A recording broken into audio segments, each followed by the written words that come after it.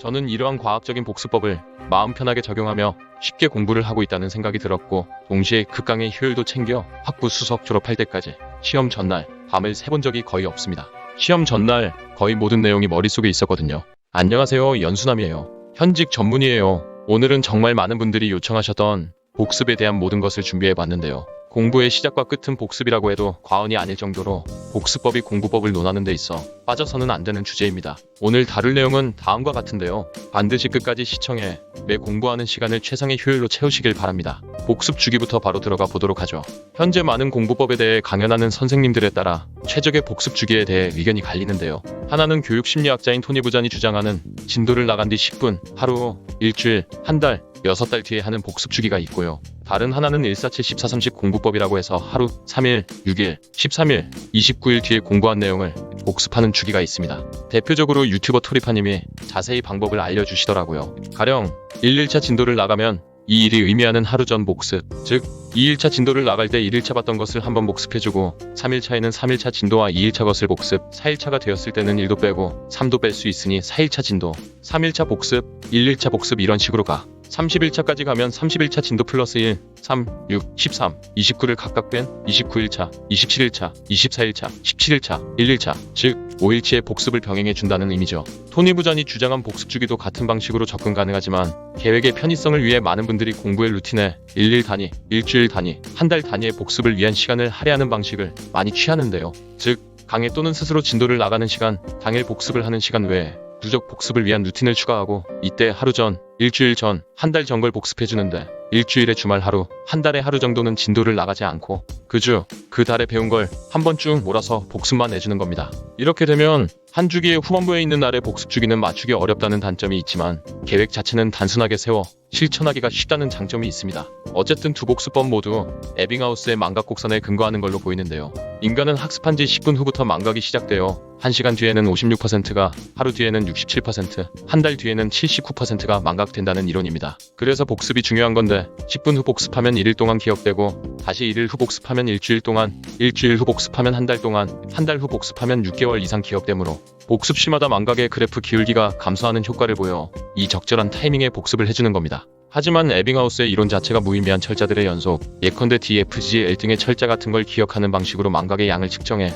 단순 암기가 아닌 일반적인 학습의 복습 주기에는 적용하기 어렵다고 주장하시는 분들도 계신데, 저는 여기에 100% 동의하지는 않습니다. 그 이유는 제가 늘 강조했듯이 학습에 있어서 이해와 암기는 뗄래야 뗄 수 없는 관계이고, 이해가 안 가던 내용도 해당 부분 일부를 단순 암기로 머릿속에 채워 넣어 두었다면 우리의 무의식이 작용해 계속 그 부분에 대해 생각하게 되고, 복습하러 다시 돌아왔을 때 이해가 보다 잘 될 수 있기 때문입니다. 다만 과목의 특성에 따라 단순 암기가 많이 필요한 과목은 이 주기를 더 정확히 지킬수록 효과적이지만, 이해 위주의 과목은 이러한 주기를 철두철미하게 지키는 것보단 이해를 더 우선으로 가져가는 건 맞습니다. 최적의 복습을 위한 배경 지식은 다 설명드렸는데, 이제 제가 실제로 했으면서 여러분들께 추천드리고자 하는 복습법을 알려드릴게요. 제가 한창 공부하던 시기는 특정 복습주기 공부법이 유행하지는 않았고, 에빙하우스의 망각 곡선을 복습법에 정밀하게 적용해야겠다는 생각은 하지 않았습니다. 하지만 경험을 통해 누적 복습의 중요성과 복습 횟수가 늘어날 때마다 그 간격을 늘리는 게 효과적이라는 걸 알게 되었고요. 거기에 계획의 간편함을 같이 가져갈 수 있는 복습 주기를 정할 수 있게 되었는데요.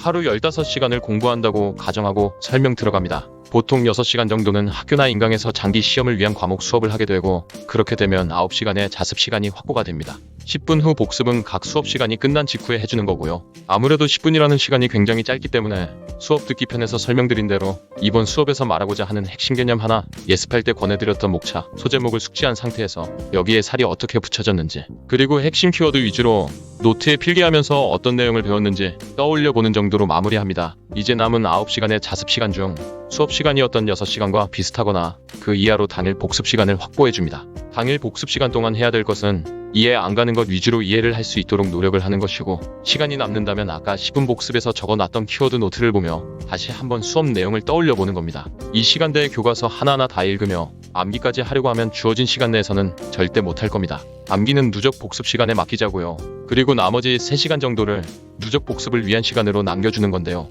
여기서 누적 복습이란 그 전날 공부한 과목, 시간이 남는다면 더 과거의 날에 공부한 과목 중 부족한 파트를 공부하는 시간을 뜻해요. 빠르게 복습을 하는 방법은 뒤에서 자세히 설명드릴게요. 그리고 주말 중 하루는 이 누적 복습의 비율을 확 늘려 일주일 동안 공부한 걸 복습해주고 역시 한 달 중 하루도 누적 복습으로만 하루를 채워 한 달 동안 공부한 걸 복습해주는 날을 만들어주는 겁니다. 마지막으로 자기 전 기상 직후에는 만약 본인이 복습을 좋아하는 성격이라면 최종 복습을 한 번 더 해주는 거고요. 좋아하지 않는 성격이라면 제가 수면공부법에서 말씀드린 특정 과목 한두 개만 그때 집중적으로 공부를 하는 것도 리프레시 측면에서 좋습니다. 기억력에 대한 또 다른 이론이 하나 있는데 뇌가 버려도 되는 정보라고 판별하는 기한은 3일, 3일이 지나고도 리마인드 하지 않은 정보는 버림으로 암기한 것을 잊어버리고 싶지 않다면 3일 안에 복습하는 것을 권하고 이러한 새로운 정보가 장기 기억에 저장될 때까지는 6주가 걸리게 되는데 잊기 전 다시 보아야 장기 기억화가 가능하므로 공부한 당일 저녁 3일 내 6주 내에 한 번씩 총 3번 복습을 하는 걸 권유하는 복습 이론도 있습니다. 만약 복습의 주기를 지키는 게 복잡하다 하시는 분들은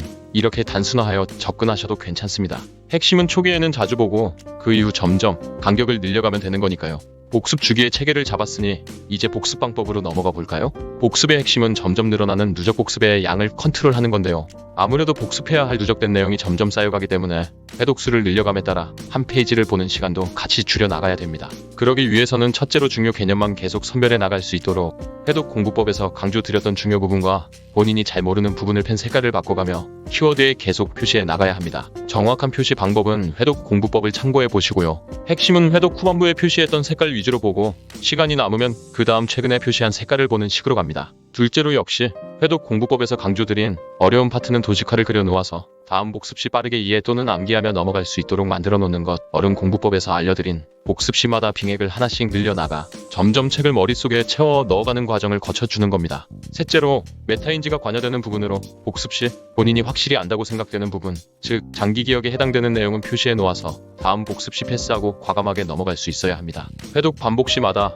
아는 부분을 계속 읽고 있는 것만큼 비효율적인 것도 없죠. 복습의 최종 목표는 점점 복습 주기를 늘려나가 많은 내용들을 장기 기억화한 다음에 오히려 시험 직전에는 복습 주기를 다시 타이트하게 줄여서 전체적인 내용을 빠르게 리뷰하고 시험장에 들어가는 건데요. 그러기 위해선 후반부엔 진도 나가는 강의를 확 줄이고 누적 복습의 시간을 확 늘려야 합니다. 이를 디테일하게 조절하는 방법은 추후에 복습법 심화편에서 다루어 보도록 하겠습니다.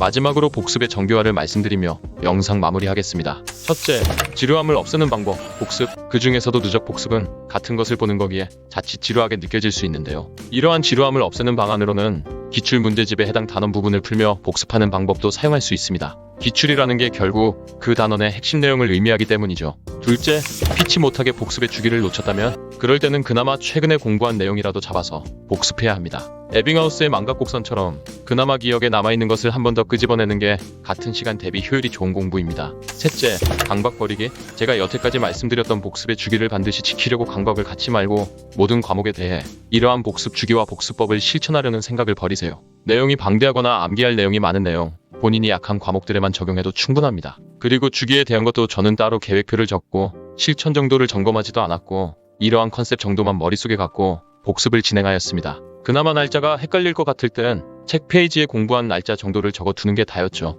괜히 복습 계획표 만들고 복습 시행 여부를 체크하느라 힘 다 빼지 마세요. 공부하기 더 싫어집니다. 시험은 장기전입니다. 어떤 공부법, 복습법도 여러분을 지치고 짜증나게 만들어서는 안 됩니다. 이러한 복습법이 장기 기억에 조금 더 도움을 주겠구나 라는 정도로 생각하고 편하게 적용하시길 바랍니다. 저는 이러한 과학적인 복습법을 마음 편하게 적용하며 쉽게 공부를 하고 있다는 생각이 들었고 동시에 극강의 효율도 챙겨 학부 수석 졸업할 때까지 시험 전날 밤을 새본 적이 거의 없습니다. 시험 전날 거의 모든 내용이 머릿속에 있었거든요. 앞으로 복습법 심화편이나 기출분석법 심화편 등 더 쉽고 효율적인 공부법을 자세히 알고 싶다면 구독력, 가입 버튼 눌러주시고요. 오늘은 복습법 심화편을 준비해 봤는데요. 기존의 복습법 영상에서는 주로 복습 주기와 복습 방법에 대해 다루었습니다. 오늘 심화편에서는 복습에서 중점적으로 다루어야 할 부분, 메타인지 공부법과 복습법을 결합하는 방법, 복습 계획 세우는 법, 아웃풋 공부법과 복습법을 결합하는 방법에 대해 다루어 보도록 하겠습니다. 다양한 공부법 영상들에서 일반 영상과 심화 영상을 모두 섭렵하신다면 공부법이라는 하나의 거대한 체계를 정복하는 날이 분명 올 것입니다. 그럼 본격적으로 들어가 볼게요. 복습의 타겟을 정확히 잡는 게 중요한 이유부터 살펴볼게요. 아무리 인강을 많이 듣고 책을 여러 번 읽더라도 뭐가 중요한 내용인지를 인지하고 있지 않으면 시간을 들여 머릿속에 넣은 인풋은 그저 스쳐 지나가게 될 뿐입니다. 그만큼 복습의 요점을 명확히 하는 게 중요하다는 말인데요. 복습의 요점을 명확히 하는 방법에는 크게 두 가지가 있습니다. 첫째는 목차 활용하기입니다. 목차는 각 챕터에서 가장 중요한 내용을 간추리기 위해 존재하는데요. 특히 교과서 목차에 들어간 키워드가 가장 중요합니다. 따라서 복습의 시작은 목차가 되어야만 합니다. 목차만 보더라도 복습의 타겟을 어디로 잡을지가 보이게 됩니다. 이는 곧 시험 출제의 주요 범위에 해당하기도 하는데요. 제가 진짜 공부법에서 말씀드린 60에 해당되는 부분이 기출문제와 더불어 이 목차가 주로 차지하게 됩니다. 시험이라는 건 주요 지식을 묻는 것이지 주변 정보를 묻는 게 아니기 때문입니다. 두 번째, 복습의 요점을 파악하는 법. 선생님에게 이 질문 하나만 하자. 선생님, 이번 학기 이 과목에서 반드시 학습해야 할 주안점이 무엇일까요? 선생님은 교육부에서 정한 커리큘럼에 따라 수업을 진행하기 때문에 거기에는 학생들이 해당 학기에 반드시 습득해야 할 지식과 능력이 명시되어 있기 때문입니다. 이는 곧 시험 출제가 될 부분이라는 걸 암시하게 됩니다. 질문을 싫어하는 선생님은 없습니다. 특히 이 방법은 중고등학교 내신 대학교 학점을 챙길 때 유용한 방법입니다. 질문법을 더 디테일하게 알고 싶으신 분들은 질문의 정석편을 복습해주세요. 더 이상 아무 생각 없이 복습을 하면서 외워지면 외우고 잊어버리면 잊어버리게 되는 운에 맡기는 공부를 하지 마세요. 암기를 할 때 빙액을 박으면서 공부하듯 복습도 핵심범위라는 빙액을 박고 그 중심을 갖고 확장하듯 공부를 해나가는 겁니다. 메타인지 공부법과 복습법을 결합하는 법으로 넘어가 봅시다. 익숙함의 착각이라는 함정에 빠지지 않는 게 포인트인데요. 방금 말씀드린 복습의 타겟을 정하고 그 다음으로 점검해야 할 내용으로는 내가 해당 부분을 얼마나 알고 있는가를 점검, 즉 메타인지를 활용하는 것인데요.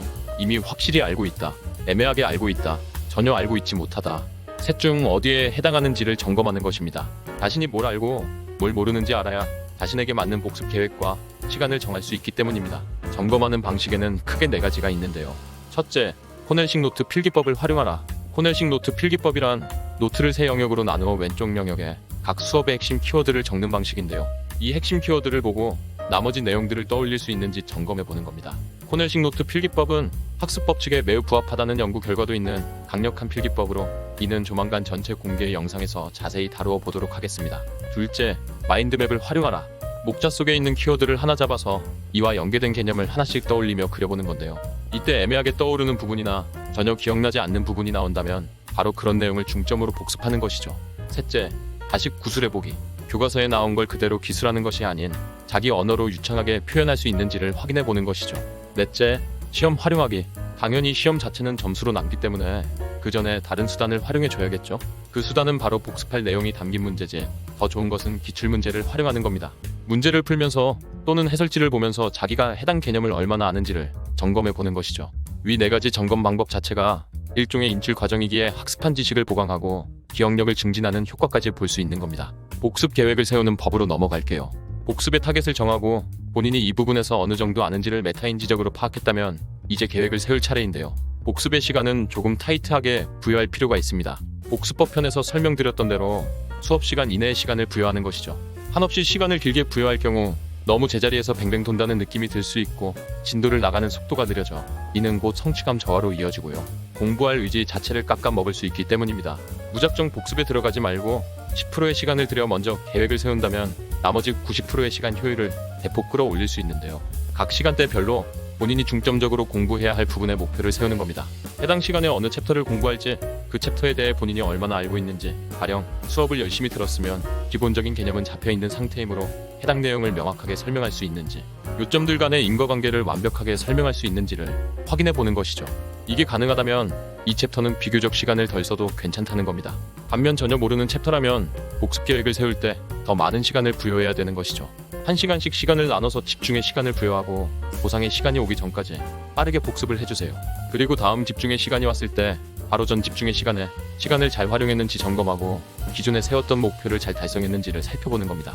만약 잘 달성하지 못했다면 시간을 어떻게 다시 분배할지 고민해 보는 것이죠. 마지막으로 아웃풋 공부법과 복습법을 결합하는 방법을 살펴봅시다.